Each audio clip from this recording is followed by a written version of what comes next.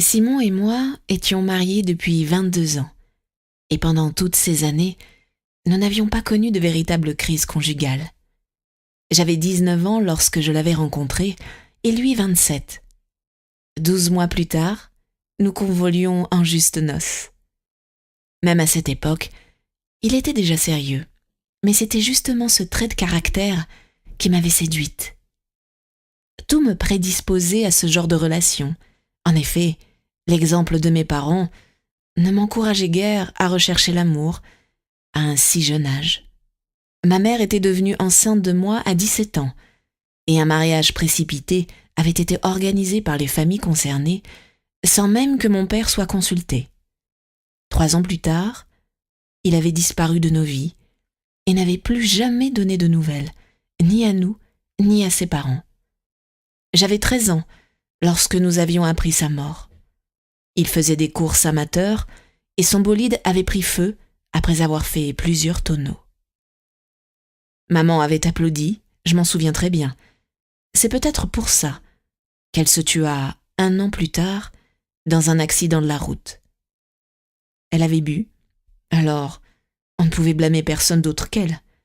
Mais du haut de mes 14 ans, j'avais décrété que c'était un juste retour des choses.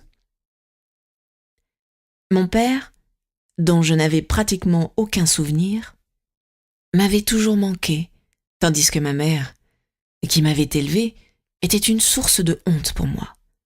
Elle était alcoolique et j'évitais le plus possible de me montrer en sa compagnie. Évidemment, j'aurais pu mal tourner, mais je me suis plutôt donné le défi de racheter les fautes de mes parents par ma conduite exemplaire. Orpheline à 14 ans, je partis vivre avec ma grand-mère jusqu'à sa mort.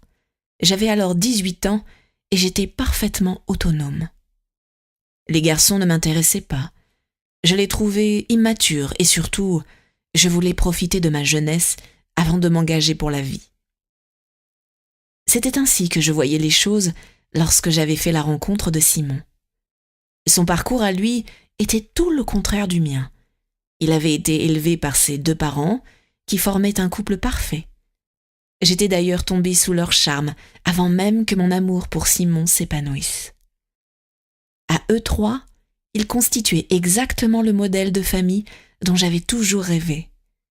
Lorsque j'avais accepté la demande en mariage de Simon, je savais quel genre d'existence m'attendait, et je ne souhaitais rien de plus. Néanmoins, au fil des années, un certain ennui s'était installé dans mon cœur, surtout après le départ de notre fils David. J'étais toujours heureuse avec Simon, je ne doutais pas de notre amour, et j'étais convaincue que nous vieillirons ensemble, mais je sentais une légère fêlure dans notre couple. Trop de routine, pas assez de communication, un laisser-aller au niveau des sentiments, rien de très grave, mais l'éloignement pointait son nez. J'avais donc décidé de prendre les choses en main en orchestrant ce voyage en amoureux qui, j'en étais convaincue, nous rapprocherait immanquablement. Je n'avais pas dit à Simon ce que j'espérais retirer de notre périple en terre française, car je savais d'expérience qu'il repousserait mes incertitudes du revers de la